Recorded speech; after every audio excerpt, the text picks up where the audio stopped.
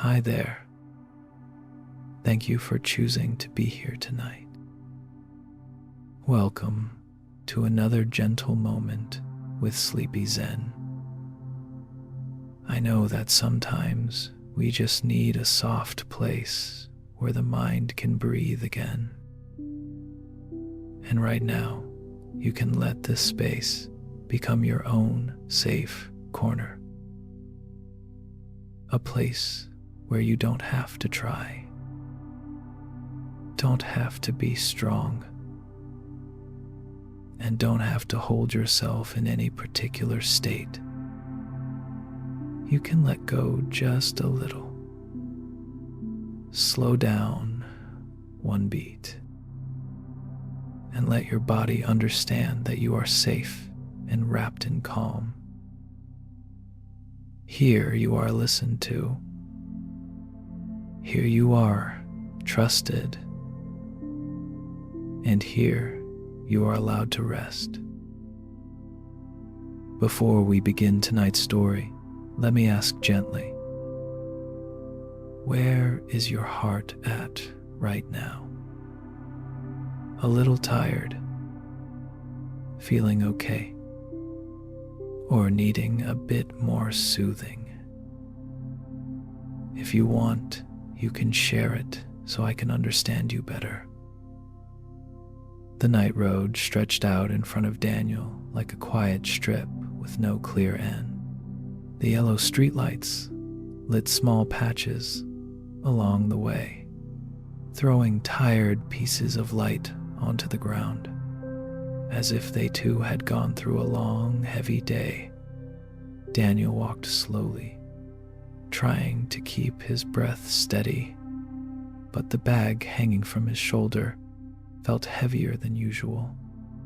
It wasn't because of what was inside. It was because of that familiar weight pulling down from somewhere within. He knew that feeling well, the sense of carrying an old stone in his bag, one no one else could see. Old memories just sat there, silent and rough, yet somehow directing every step he took. Daniel had carried them for so long that he had forgotten he was even carrying them. Whenever he walked under this kind of yellow light, scenes from years ago returned. A clumsy sentence he still regretted, an opportunity he had let slip, a moment when he hadn't managed to say sorry. They didn't rush in like a flood. They arrived like a gentle knocking at the edge of his mind. Small, but repeating, until his chest tightened a little more each time. Daniel stopped under one of the lamps. His shadow stretched across the road, warped by the slant of the light. The weight of the bag dragged his shoulder down, tilting him slightly to one side. He reached up to adjust the strap, but whether he pulled it higher or let it fall lower, the heaviness stayed, steady, familiar, like something he had quietly agreed to live with. Sometimes Daniel wondered how a memory from 10 years ago could still grip his chest in an instant. He knew the answer. It wasn't that the memory was so powerful. It was that he had kept holding it like something precious in his bag. He had never put it down, never checked if it was still needed. He just carried it, out of habit. A breeze moved through, making the yellow light tremble. His shadow trembled with it, as if the unsteadiness inside him was showing up on the road. Daniel closed his eyes for a moment. He could feel the weight on his shoulder clearly, and beneath that, the way his breath was being squeezed by things long past. Why am I still carrying this?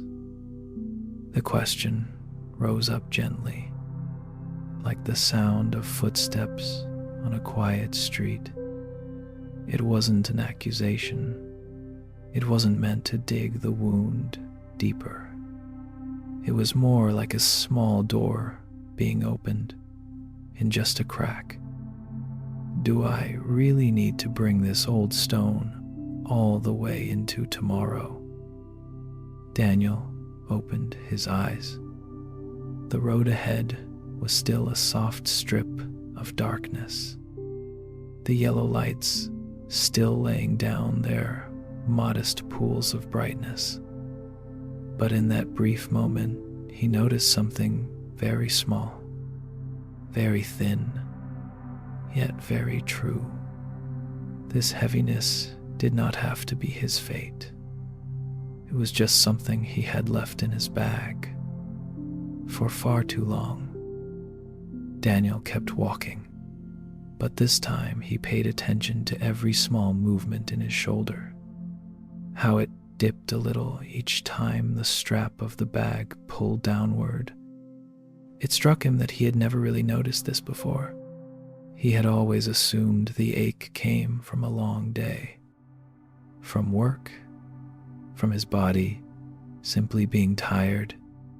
But tonight, on this quiet road with nothing but himself and the soft yellow light, the ache seemed to be saying something different. He stopped again. The lamp above cast a pale golden layer across his face, creating a small island of light where he stood, while everything else around him rested in gentle darkness. Daniel slipped the bag from his shoulder and set it on the ground. A soft thud sounded, barely anything, yet enough for him to truly sense the weight he had been carrying. He sat beside it, his hand brushing the rough fabric. He knew the heaviness wasn't from anything inside, but in his mind each old memory had taken on the shape of a stone, some sharp, some blunt, some silent and unmoving. Yet all of them had lived in his bag as if he were responsible for protecting them. Strange, he thought. I never once checked if any of this still belonged to me. A light breeze drifted through, making the yellow glow flicker. His shadow and the bag's shadow shifted slightly across the pavement, as if reminding him that everything can move, even memories. Daniel opened the bag. There was nothing inside, just empty fabric, but he still felt its weight born from his mind, not from objects. He let out a small laugh, the first soft release of the evening, as his chest loosened a little. He placed his hand on the bag again and closed his eyes. The old scenes returned. The face of someone he had once hurt, a sentence he wished he hadn't said, a decision that had gnawed at him for years. But instead of pressing into him like before, they stood at a distance, like guests waiting at a doorway, unsure whether he wanted to let them in. Daniel didn't push them away. He didn't hold them close.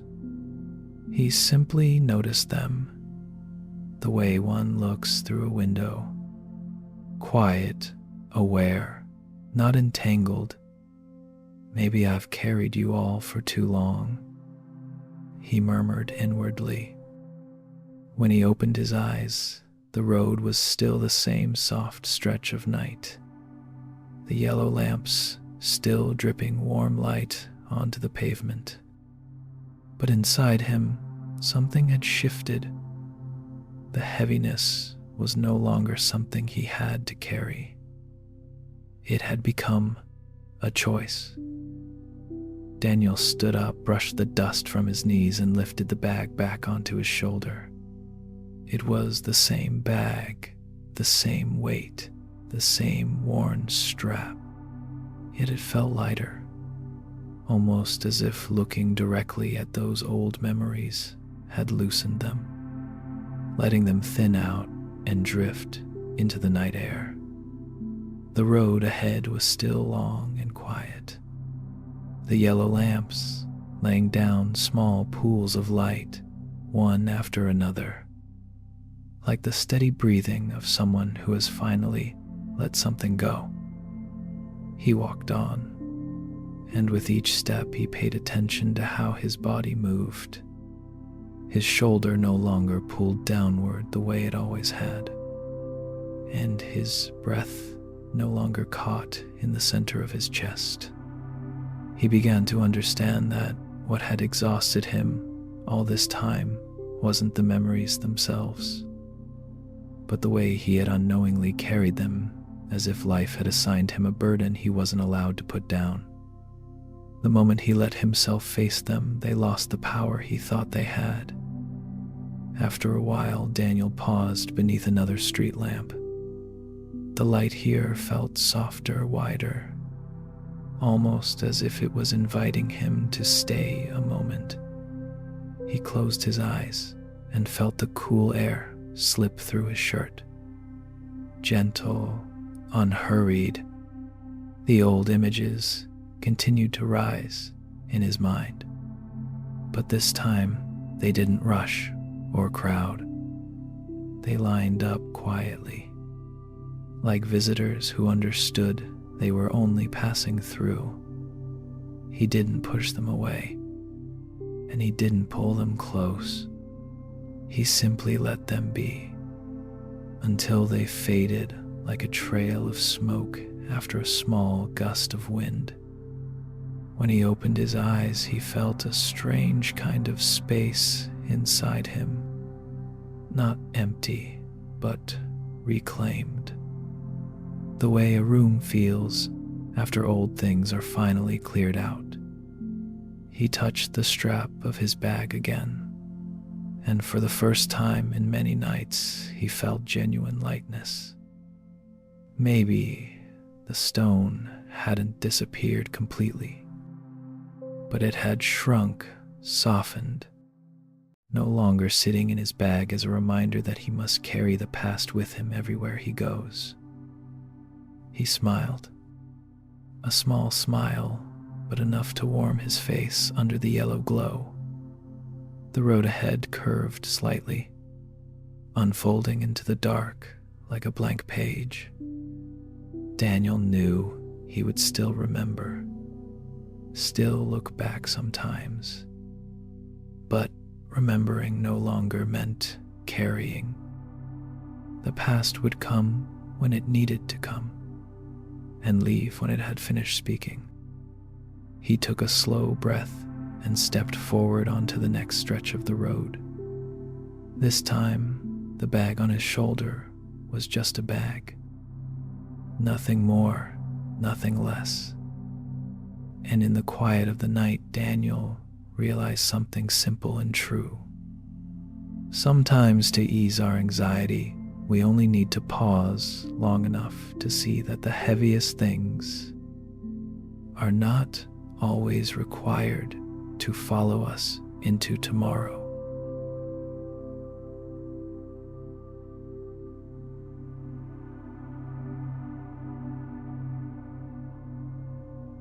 There are moments when the mind feels like it's moving nonstop, as if a restless wind is blowing inside you, carrying questions, worries, and a quiet fear that something bad is about to happen. Even when your life around you is completely calm. But if you look more closely, what tires you isn't the movement of thoughts themselves. It's the belief that you are the one spinning with them. You think the mind is chaotic, so you assume you are chaotic too. The truth is gentler than that. The part of you that notices your thoughts has never once been pulled into them. It's like a clear lake on a quiet morning. When the wind blows, the surface ripples. Waves form. Reflections tremble and break apart. Clouds pass above and stretch into fragments across the water. But when you look deeper, the lake underneath remains completely still. The movement is only on the surface. When clouds gather, the sky doesn't become more complicated. There are simply clouds passing through. When the clouds grow thick, the sky doesn't lose its blue. It's only hidden for a moment. Your mind works the same way. When anxiety rises, when old memories return, when strange thoughts drift in, you often think you have become those feelings. But in reality, you are only standing at the surface of the lake, watching ripples that haven't yet settled. The worry is not your nature. The thoughts are not your nature. They are just clouds, sometimes thin, sometimes heavy, sometimes arriving out of nowhere, sometimes disappearing before you even notice the moment they leave. What knows the clouds are there as the sky? What sees the waves forming on the lake never moves with the waves. When you begin to notice that you are not the stream of thoughts, but the space that sees those thoughts passing through, something soft happens. Anxiety loosens. The storm inside thins out. The way wind fades and the lake naturally finds its stillness again. You don't have to chase the thoughts away. You don't have to force calm. You only need to remember this simple truth. Stillness never leaves you. It only waits behind a few drifting clouds. When you begin observing your mind the way you would observe a lake, something subtle and beautiful becomes clear. Movement on the surface never removes the clarity of the water underneath. A ripple may shake the edge of the lake or distort the reflection of a passing cloud, but it cannot touch the stillness held in its deeper layers. The awareness that notices your thoughts is the same. Wide enough to hold a dark cloud without becoming that cloud. Bright enough to see the storm of anxiety without being blown away by its wind. Thoughts can be strong, Emotions can be intense. Memories can strike you without warning. Yet awareness remains untouched, uncolored, unchanged. We often believe we must make the mind quiet before we can call ourselves peaceful. But peace doesn't come from forcing the wind to stop. It comes from no longer mistaking the surface movements for who we are. A single ripple cannot turn the whole lake into waves. One cloud cannot turn the sky into cloud. And a moment of anxious thinking cannot turn you into an anxious person. Unless you grab it, hold it tightly, and call it me. When you stop clinging to each thought as if it defines you, the clouds inside naturally gain room to drift. You no longer try to fix, block, chase, or organize your mind into a shape that feels safe. You simply stay still long enough to notice the quiet layer beneath it all. The part of you that watches every movement gently and never intervenes. And when you see this clearly, anxiety softens on its own. You don't need effort for calm to appear. The sky doesn't chase clouds away to be the sky. It remains the sky even when covered. Awareness is the same. It is always there, wide, bright, and steady enough to hold everything passing through without losing itself. Once you understand this, you stop searching for peace as if it lives somewhere else. You simply realize that peace never left. It was only hidden behind a few drifting clouds.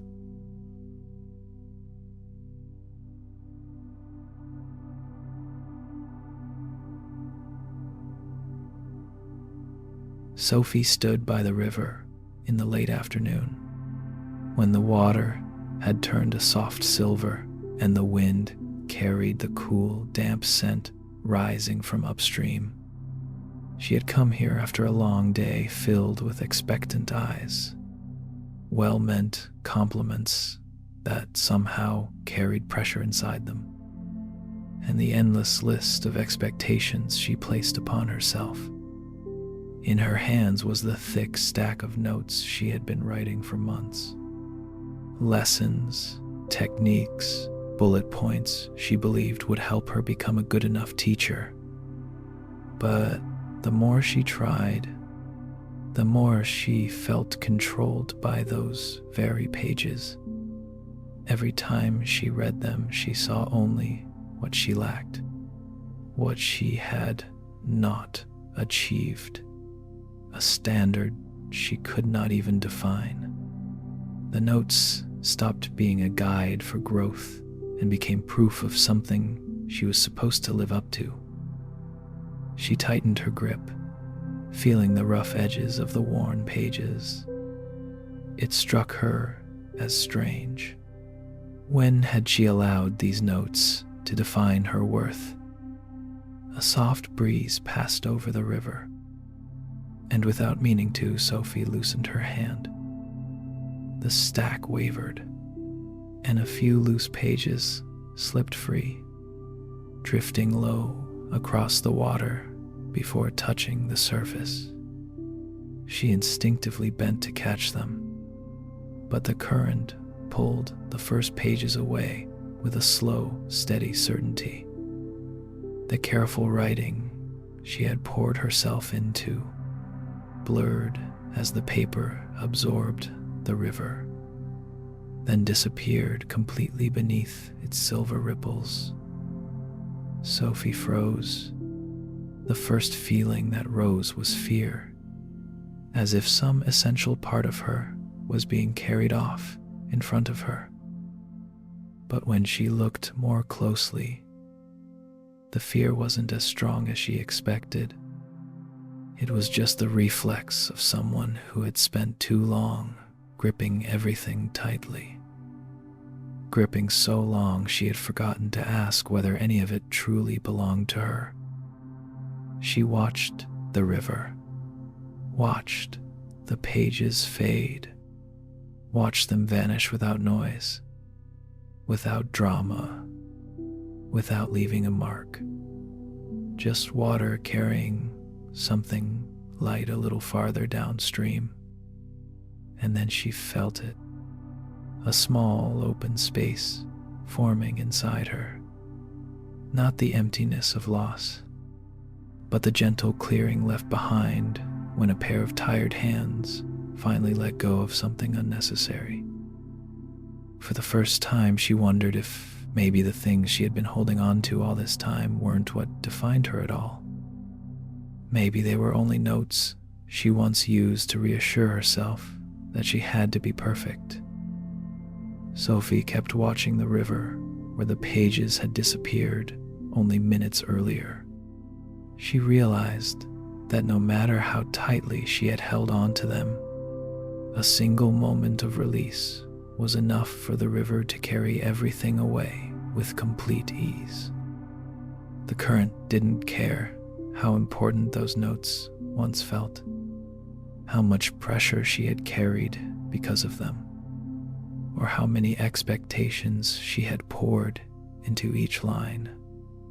Water simply did what water always does. It moved forward, taking with it anything that was no longer clinging to the shore.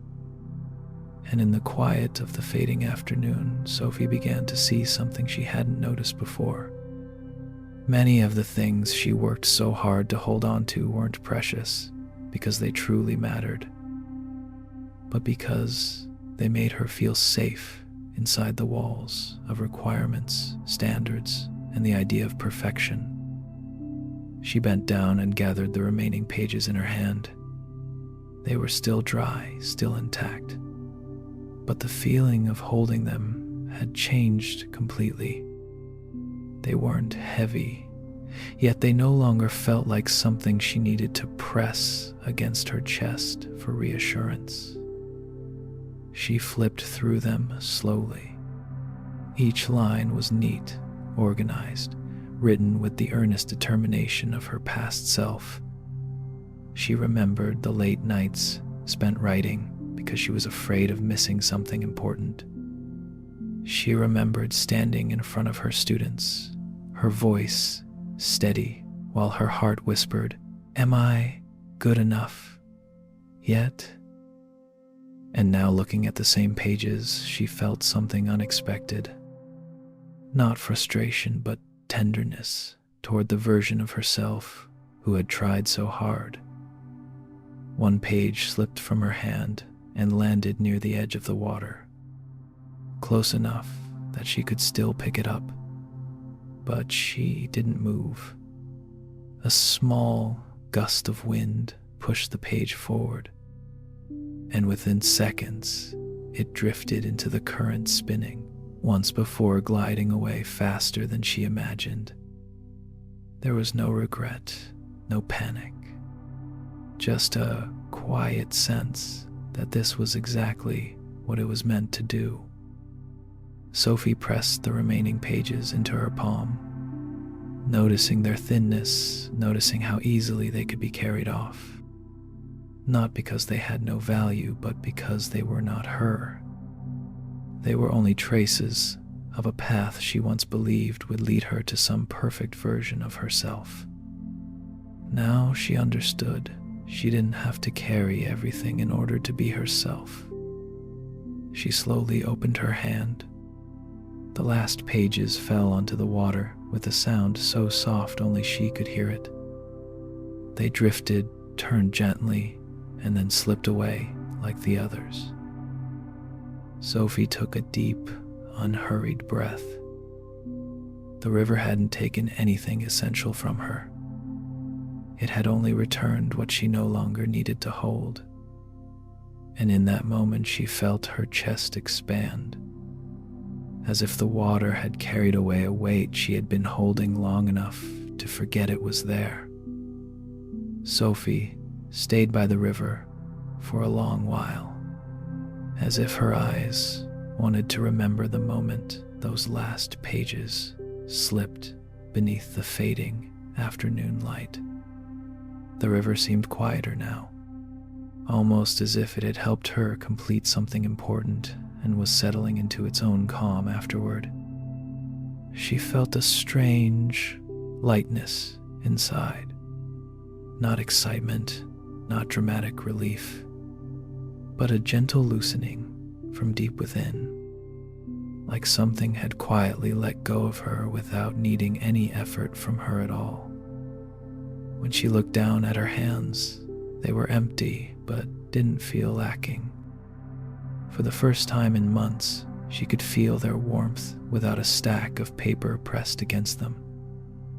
She gave a small smile, so soft it barely moved her lips. Yet it spread across her face and settled in her chest like a warm breath opening inside her. She thought of the days she had scolded herself for a lesson that didn't go perfectly, or a plan that didn't unfold the way she imagined. Those things would still happen. The life of a teacher had never once matched the tidy notes she used to write. But standing by the river now, Sophie understood that imperfection didn't make her lesser. It simply made her real. A breeze passed over the water, creating a brief ripple before the surface smoothed out again. Watching that small movement, she realized that some things only need to be released a little for the current to take them where they belong. The river never clings to anything, and because of that, it always has room for what's next. Sophie wondered if life worked the same way, that we only make space for what wants to come when we're willing to let go of what no longer fits. As the sun dipped lower, she turned away from the river, not because she wanted to leave, but because she had received what she came for. The quiet understanding that she didn't need to be perfect to feel at peace. Each step she took felt softer than the one before, as if even the ground knew she had just put down a part of her invisible burden. In her mind, there was no longer the clamor of notes telling her what she must do next. There was only a gentle quiet, enough for her to recognize that the most important part of who she was had never lived in those pages. It had always been here, in her own presence. And so Sophie walked on, carrying not the weight of expectations, but the calm of someone who has finally understood that what is truly hers, her nature, her worth, her quiet inner truth, can never be swept away.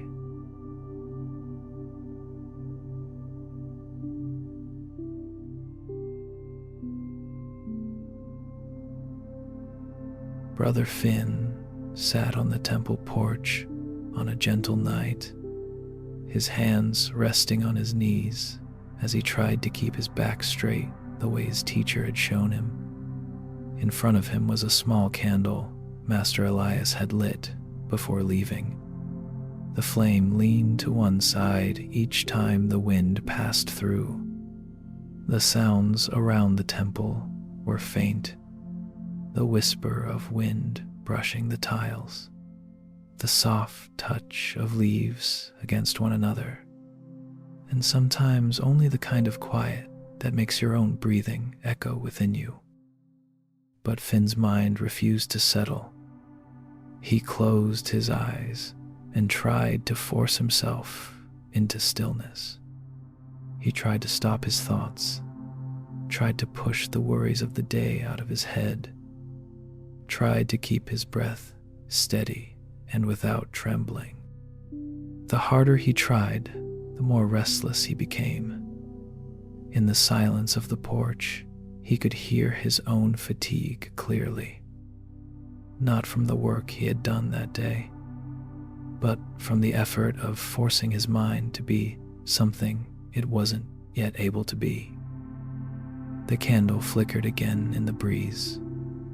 Its light didn't resist, didn't try to stand straighter, didn't fight the air around it. It simply leaned, trembled, and then found its balance again in the next moment. Finn opened his eyes and looked at the flame, suddenly aware of the contrast between it and himself. The flame received every shift of the wind, while he was fighting against the wind inside his own mind. Master Elias stepped onto the porch behind him, making no sound except the soft touch of cloth slippers on the wooden floor. He watched Finn quietly before sitting beside him, his gaze warm in the way the sun is warm even after it has slipped below the horizon. He didn't speak right away. He simply looked at the candle bending with the breeze, the reflection of the flame forming a small, steady glow in his aging eyes. Finn exhaled deeply, as if the teacher's presence alone loosened the effort he had been holding. "Master, I tried," he whispered, his voice almost blending with the wind. "But my mind still refuses to settle." Elias gave a slow nod, the kind that suggested he had heard this from many students over the years, and from himself in the past as well. He didn't tell Finn to stop trying. He didn't tell him to focus harder. He simply reached a hand forward and held it above the leaning flame, letting Finn see that he wasn't correcting anything, just quietly observing its movement. "You see," Elias said softly, "the candle doesn't blame the wind for making it bend. It just bends." Finn looked at the flame, then at his teacher, unsure if he understood completely. But in the thin gold light and the steady breath of night air, he felt something soften inside him, as if his resistance had eased just a little. Master Elias kept his eyes on the candle for a long moment before speaking, his voice as soft as the darkness settling around the porch. "Do you know what happens to water when we stir it?" Finn gave a small shake of his head. Elias lifted his hand and made a gentle motion as if stirring an invisible bowl. "It turns cloudy. It can't stay clear, not because water wants to be cloudy, but because we keep stirring it." He lowered his hand and looked back at the candle. "Your mind is the same. It cannot be still while you're forcing it to be still." Finn swallowed, feeling the words land in a place he hadn't dared to name. All day long he had been chasing perfection in every tiny thing. The breath had to be even, the posture exact, the thoughts clean, the mind flat and unmoving. and in trying so hard to create stillness, he had filled his mind with rules that only made it more tangled. A stronger breeze moved through, pushing the flame low before it rose again, trembling but unbroken. Finn watched it and felt his own breath, slow, without effort. The flame wasn't trying to hold a perfect shape. It was simply doing the one thing it knew: continuing to burn. "If you sit here and simply observe," Elias said, "your mind will settle on its own, the way a bowl of water settles when it's left on the table. But if you demand that it become calm right this moment," he turned to Finn, his gaze firm but never harsh, "then you are the one stirring." Finn lowered his head. In recent days, he had treated meditation like a competition, setting himself the impossible goal of perfect inner silence.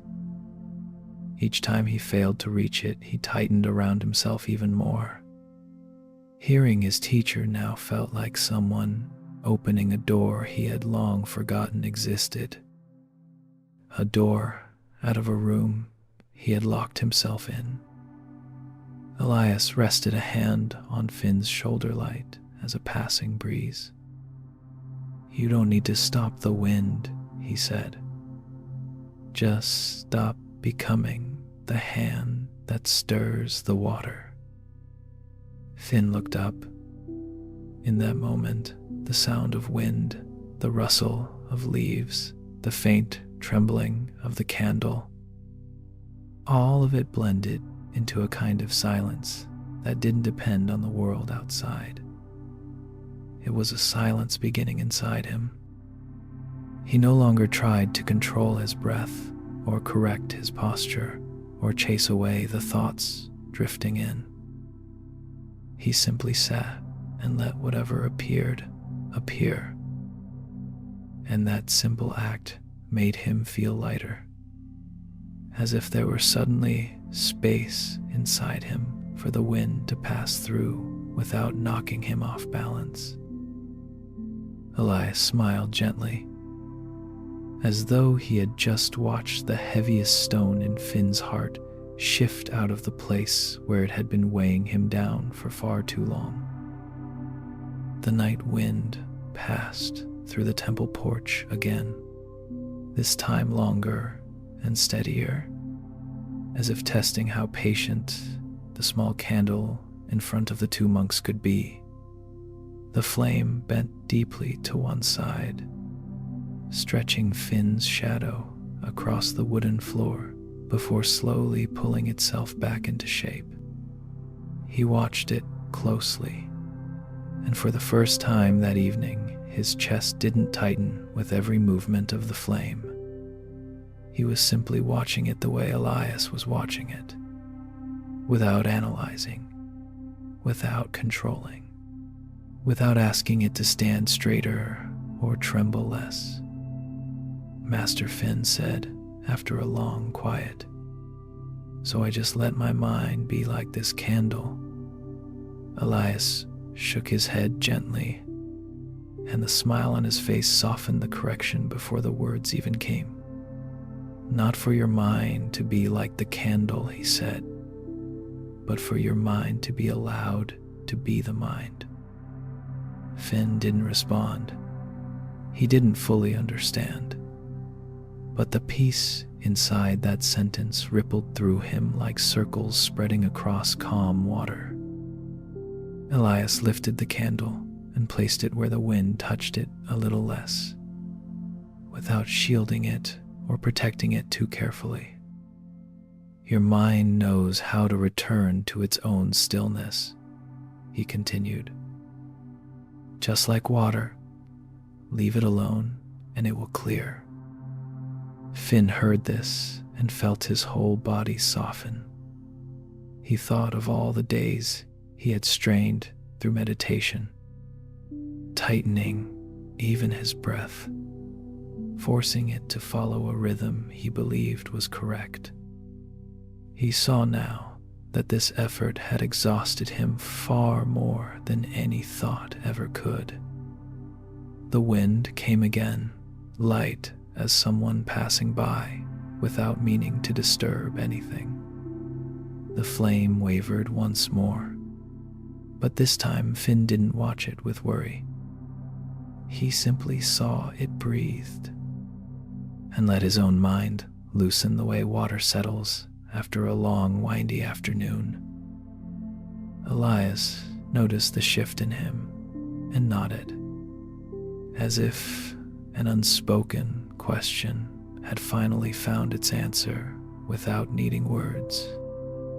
He stood and looked out over the dark courtyard. "You know," he said, his voice low and slow like the night deepening around them, "the mind does not need to be forced into peace. It only needs to be left in peace." Those words fell into Finn's heart like something weightless and yet able to reach the very bottom. He didn't know how to describe the feeling, only that it let him take the first deep, unstrained breath he had taken in days. No forcing, no fixing, just breathing, just being. When he fully opened his eyes again, the world in front of him seemed different. The wind still blew. The porch was still dim. The candle still trembled. But he was softer now. Soft enough to understand that peace isn't something he has to capture. It is what returns when he stops stirring the mind. Elias looked at his student and said gently, "Tonight you've seen what many spend a lifetime searching for." Finn lowered his head not out of obedience, but to hide the small, warm smile rising on his face. Soft and glowing like the flame reflected in his eyes.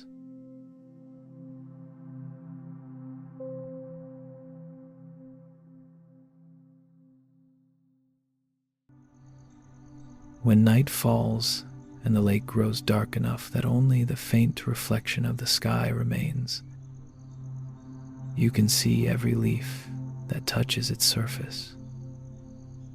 None of the leaves fall loudly. None disturb the night in any dramatic way.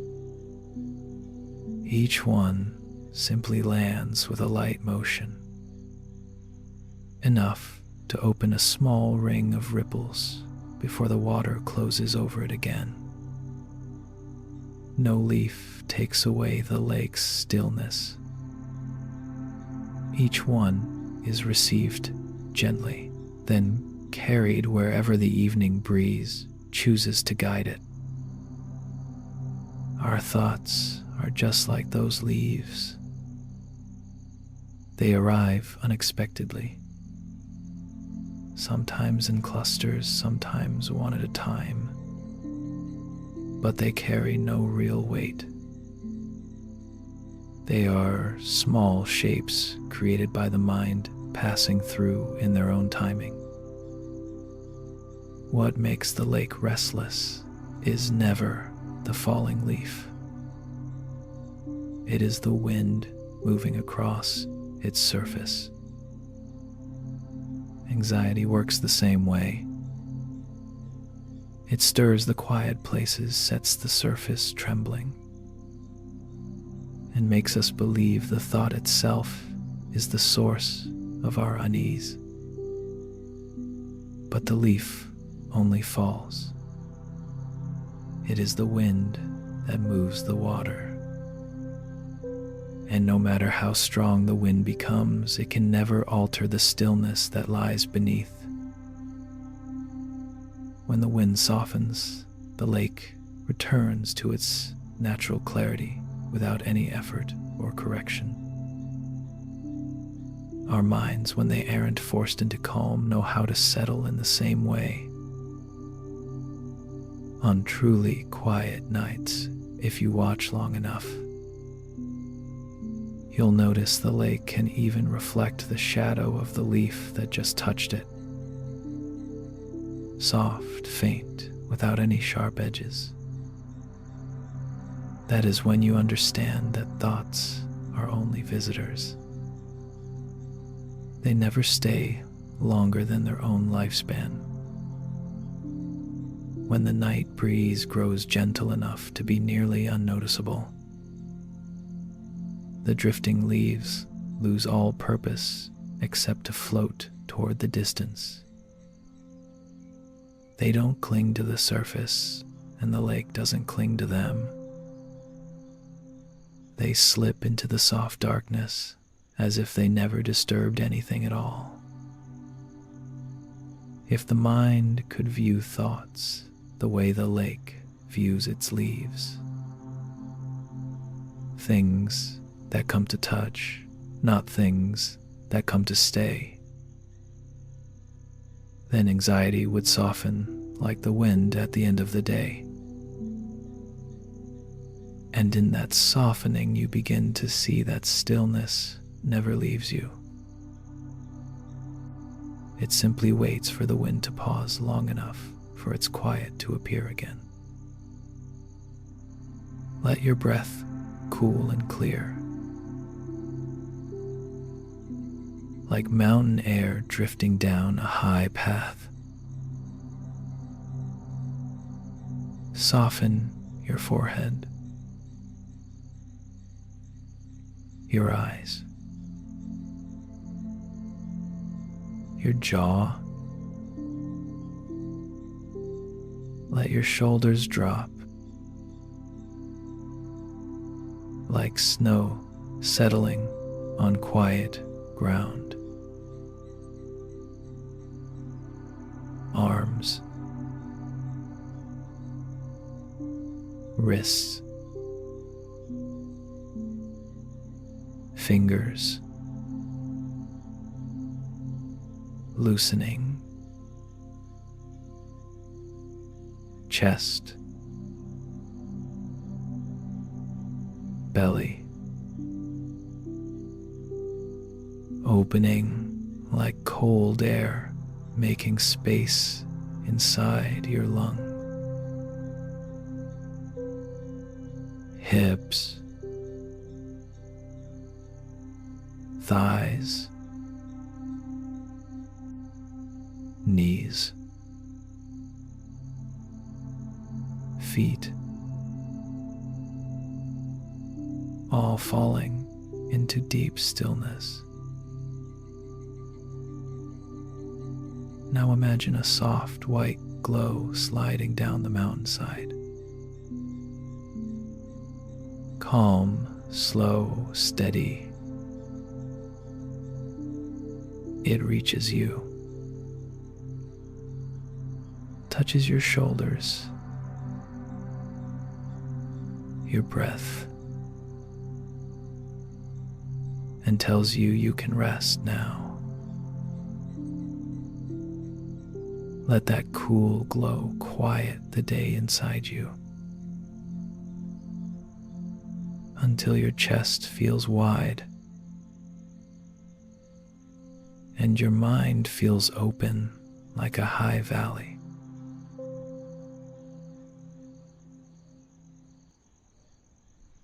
Let your awareness rise as if carried upward by thin mountain air, past the cliffs, past the quiet peaks, into the wide night sky.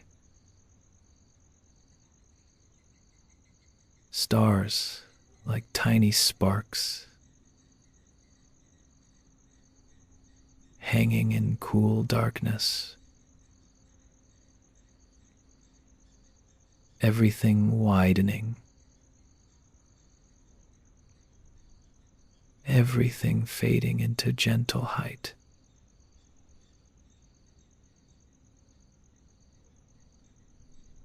Thank you for closing your day in this calm space. Let sleep come like night falling over the mountains. Soft, slow, certain. And if you want to return to this high quiet again, you can follow the Sleepy Zen channel so we can meet in this wide stillness each night. Sleep well. Sleep well.